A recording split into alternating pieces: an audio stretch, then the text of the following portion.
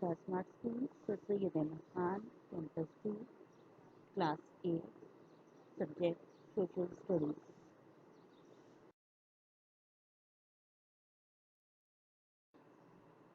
Chapter number 6, Trade and Commerce.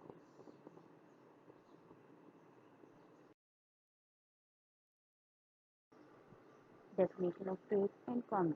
Trade means the exchange of goods and services between two or more parties in consideration of money or money is worth. Commerce means exchange of goods and services between the parties along with the activities such as insurance, transportation, warehousing, advertising. That example, that exchange. Wholesaling and retailing. The factory which makes, say, cooking pots probably has 10,000 or more in its warehouse. It will not want to bother selling just one pot to a customer. So it sells in lots of about 1,000 to another merchant called a wholesaler. He keeps many different goods, usually all connected with one kind of business. But he will not want to sell a single pot to a customer, so he sells them in lots of perhaps 50 to a retailer. The retailer is the person who has the shop selling kitchen goods and he will be happy to sell a single pot to a customer. Dear student, now come on the second process.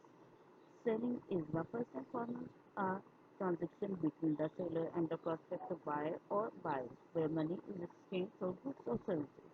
Defining selling is the art of closing the deal in capitalized selling essence.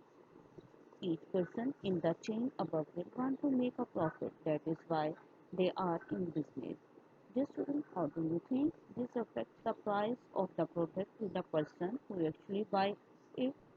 And why do the manufacturer and the wholesaler not want to sell single items? Both the manufacturer and the sale of goods need a great deal of work behind the actual making and selling, what we usually call office work. Orders have to be taken, checked, and then sent out. Bills have to be paid. Accounts of all kinds have to be kept. Goods or materials in stock have to be checked, and more orders if necessary. And there are thousands of other jobs in administration that have nothing to do directly with the manufacture or selling of goods. In most manufacturing firms, there are many office workers for everyone employed in making or selling. Running a large business, manufacturing or selling is very expensive and usually many people invest money in it in the form of shares. They hope, of course, that the business will be successful and will make a profit. These profits, after all other expenses are paid, are divided among the shareholders. If the firm is doing well, they may get good dividends. If business is bad, they may get little or nothing. These shares can be bought or sold on the stock exchange. Hundreds of highly skilled workers sit at computer screens or telephones connected to many of the world's capitals. The object of the investor is to buy shares when the price is low and sell when it is high. But when millions of people all over the world are doing the same thing, it is a very difficult job. The people in the stock exchange make their money by charging their clients a small percentage of the money they handle for them. Millions of rupees can be made or lost in a few minutes.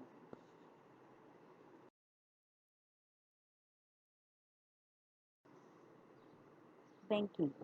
Banks are huge international business. They store and keep customers' money safe until they need it.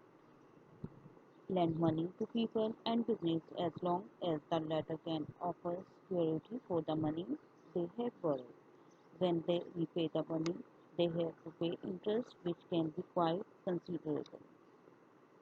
Invest money deposited by customers on the stock market to make money for their own shareholders. Banks also need to pay interest to people who have deposited money with them.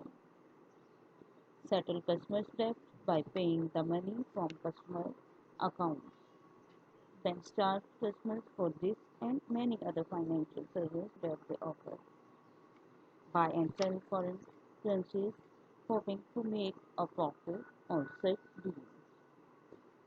Dear students, why do you think that business sometimes need to borrow money? After the primary industries and mining, manufacturing, trading, and commerce come what we call service industries. These do not actually produce goods, but in one way or another they allow all of the other industries to function and allow society to run smoothly. Among the service industries are the legal profession, law enforcement, transport and communication, education, health service, tourism, hospitality, catering, and entertainment, even homemaking. The work of housewife and mother is a service industry.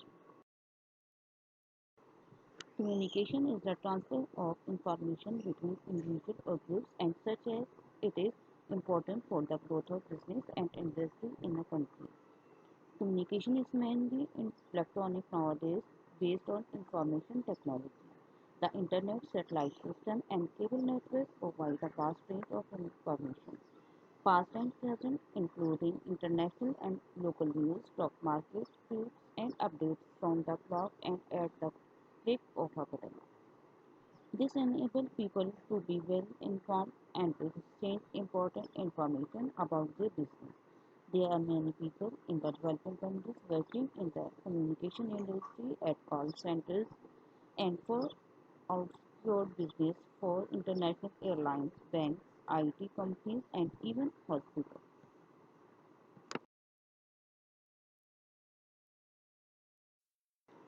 Tourism is also seen as an industry as it brings in income from tourists who visit various places of interest in a country.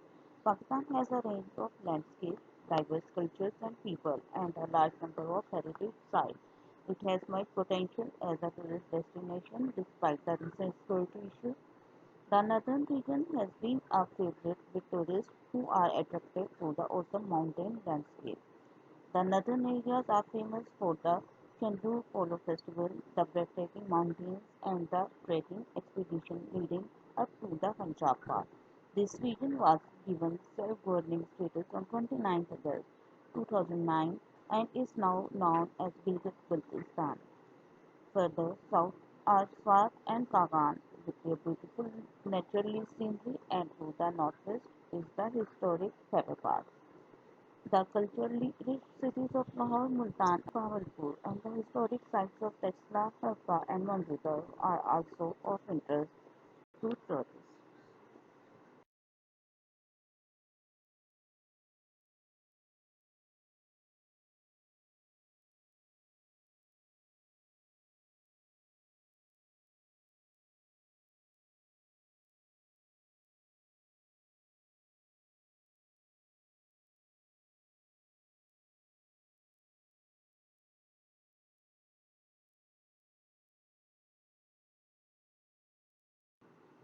Dear students, I hope now you will be able to complete reinforcement of chapter number 6 with the help of book page number 54 to 60.